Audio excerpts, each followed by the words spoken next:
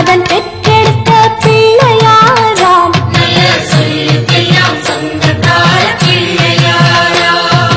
சொக்கநாதன் பெற்றெடுத்த பிள்ளையாராம்.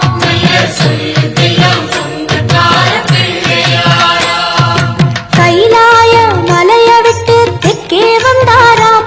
இந்த பிள்ளையார் பட்டி கண்டு இருந்து விட்டாராம்.